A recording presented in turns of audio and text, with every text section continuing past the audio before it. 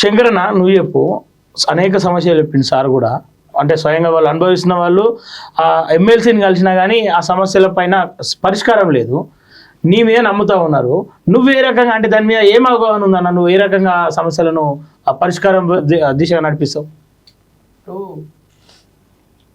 నా ఇంట్లోనే నాకు ఒక సమస్య వచ్చింది. ఒక ఉపాధ్యాయుడు ఏంటి, మా అన్నకి ఈహెచ్ఎస్ కార్డు ఉంది, కార్పొరేట్ హాస్పిటల్లో వైద్యం దొరకకపోతే ఎందుకు దొరకలేదనే ప్రశ్న నాలో మొదలైంది. నా ఇంట్లోనే నాకు ఒక అన్న ఉంది, తను పండిట్ అయి ఉండి సక్సెస్ స్కూల్స్ వచ్చిన తర్వాత అప్గ్రేడేషన్ కాక పోస్ట్ ఏదైతే అప్గ్రేడేషన్ కాక ఇబ్బంది పడ్డ సమస్య నా దృష్టిలో.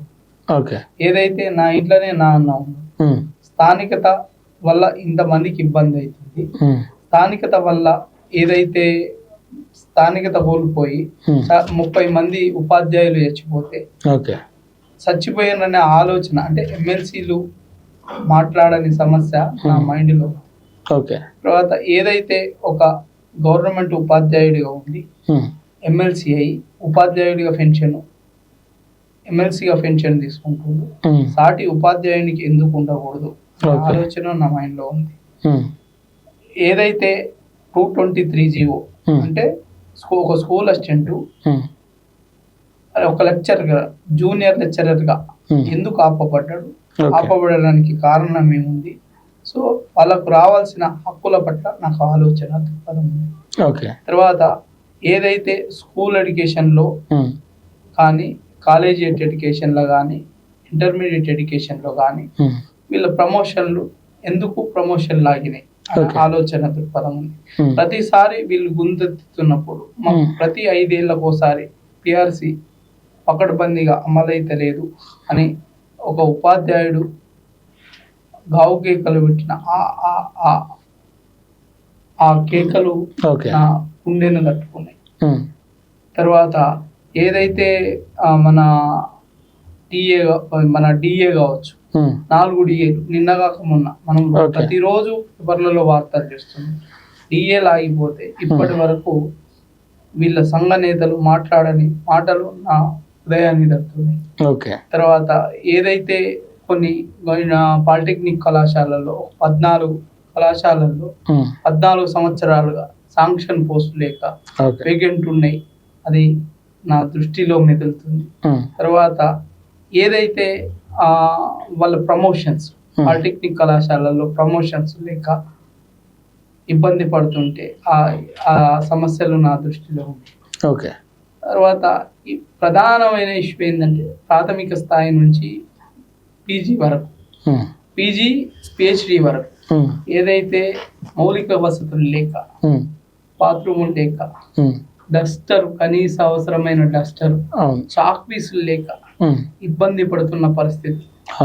బళ్ళల్లో చాలా బళ్ళల్లో పెచ్చులుడిపై మీద పడుతున్న సందర్భాలు, గురుకులాలలో ఏదైతే టీచర్లకు 010 పద్దు కింద నెలకు సాలరీ రాకుండా ఇబ్బంది పడుతున్న పరిస్థితి.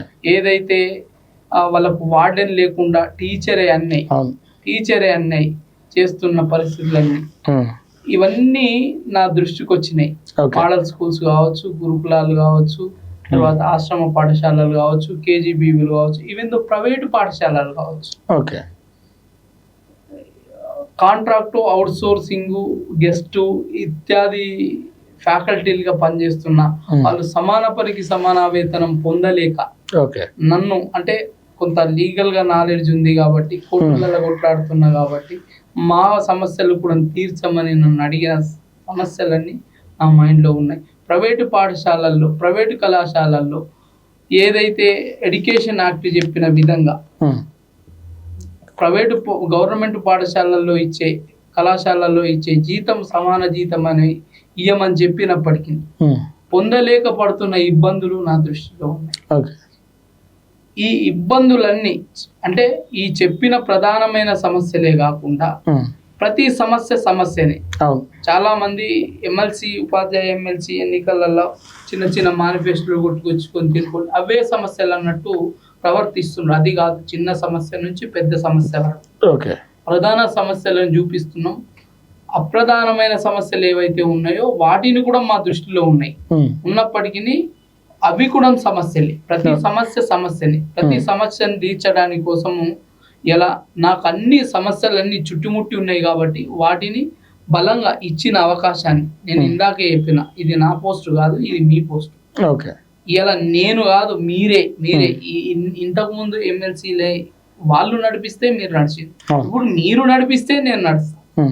మీరు నడిపిస్తేనే మీ సమస్యలు మీరు నడిపించాలి, వాళ్ళు నడిపించడం కాదు. కాకపోతే ఇంకొక ప్రాబ్లం ఇక్కడ ఏ సమస్యని క్రియేట్ చేసి పెట్టిందంటే, ఒక బీసీకి రెడ్డికి మధ్యలో యుద్ధం లాగా తయారు చేసి, ఒక యుద్ధం లాగా తయారు చేసి, ఇది బీసీ ఒక రెడ్డికి మధ్యలో సమస్య కాదు, విద్యా వ్యవస్థకు అవస్థకు ఉన్న మధ్య పడిపోతున్న ప్రమాణాలకు మధ్యలో సమస్య, విద్యా విలువల పట్ల సమస్య, ఒక ఉపాధ్యాయుని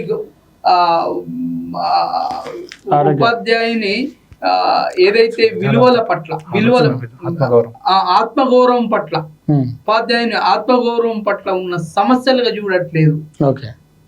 కానీ అన్న ఇవన్నీ సమస్యలు ఉన్నాయి, సరే మీ దృష్టిలో ఉన్నాయి, మీరు చెప్తా ఉన్నారు, గతంలో వాళ్ళ దృష్టిలో కూడా ఇక్కడ ఉన్నాయి.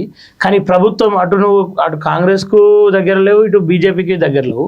ఈ రెండు ప్రభుత్వాలతో పోరాడి ఇవన్నీ సాల్వ్ చేయగలుగుతావా? పనితనమే సాల్వ్ చేస్తుంది కదా. పనితనం ఉంటే పక్కోడు కూడా పనిచేస్తాడు కదా. మనం చేసి కానీ అక్కడ ఆల్రెడీ తాజా మాజీ ఇద్దరు ఉన్నారు. ఆ తాజా మాజీలతో ఎట్లా కొట్లాడతావు అన్న? వాళ్ళంతా వాళ్ళ అవసరాల కోసం వచ్చిన ఎమ్మెల్సీ. నేను ఉపాధ్యాయుల అవసరానికి తయారు చేయబడ్డాను. ఉపాధ్యాయుల అవసరాల కోసం వాళ్ళ పోస్ట్ కోసం నేను నిర్మాణమైన అంతే తప్ప నేను ఉపాధ్యాయుడిగా ఉండి ఉపాధ్యాయుల సమస్యలు తెలిసి వాళ్ళ సమస్యలను తొక్కి పెట్టడానికి తప్పుడు హామీలు ఇచ్చే వ్యక్తిని కాదు. నేను ఇప్పటి వరకు నిరుద్యోగులకు ఏదైతే విద్యార్థులకు ఏ హామీలు ఇచ్చినో అవన్నీ నెరవేర్చిన, అటు ప్రభుత్వం ద్వారా కావచ్చు, ఇటు కోర్టుల ద్వారా కావచ్చు, వివిధ రకాలైన సమస్యలు. ఏమైనా డౌట్ ఉంటే ఆ తాజా మాజీలకు అందరికి డౌట్ ఉంటుంది. కానీ వాళ్ళు ఆల్రెడీ ఆ పదవికి బానిసై ఉన్నారు, అంటే ఆ పదవికి అలవాటు అయిపోయి ఉన్నారు. ఆ కుర్చీని అంత ఈజీగా వదులుకునే ప్రయత్నం చేస్తారు. నేను అదే అంటున్నా, ఈ ఒక్కసారికి ఒక రియల్టర్ని, ఒకసారికి ఈ ఒక మద్యం వ్యాపారిని, ఒకసారికి ఈ ఎల్ఐసీలు చేసే వ్యాపారిని, ఒకసారికి ఈ చిట్టీల వ్యాపారిని, ఒకసారి ఈ లాబీల వ్యాపారిని వదిలిపెట్టమని అడుగుతున్నా. మార్పు అంటే ఏందో చూపిస్తా. ఒక్కసారి నాకు వదిలిపెట్టి చూడండి. అసలు మా ఉద్యోగ నేతలు చేయలేని పని నీలాంటి వాళ్ళ అవుతుంది అనే ఒక నమ్మకం ఖచ్చితంగా కలిగిపిస్తాయి. ఇదే కాదు, ఈ మార్పు ఇక్కడే కాదు, మనం విద్యా వ్యవస్థలో ఉన్నాం. విద్యా వ్యవస్థనే ప్రపంచ ప్రగతిలో మార్పుని తీసుకొస్తుంది. మన కింది పనిచేసే ఎమ్మెల్యేలు ఉన్నారు కదా, వాళ్ళ లోపల కూడా కనువిప్పు కలగాలి. మనం